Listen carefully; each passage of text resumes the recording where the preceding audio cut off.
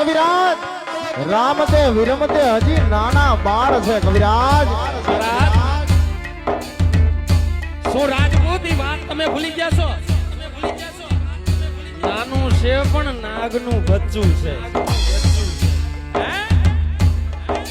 અરે રાજપૂતને રણે ચડવાની રીતુ શીખવાડવાની ન હોય, એ તો એની જનેતાના ઉદરની અંદર શીખીને આવે બાપ. અરે રાજા અજમલ, આજ તમે નિદ્રાને આધીન થયા છો કે હું થયો છું? કે આજ રામદેવ વિનમ્ર નિદ્રાને આધીન થયા છે? અરે જાગીને જો નહીં ને, અરે તો નટરાજની પેટલીને ફટ હોય બાપ. જાગી જા બાપ, જાગી જા.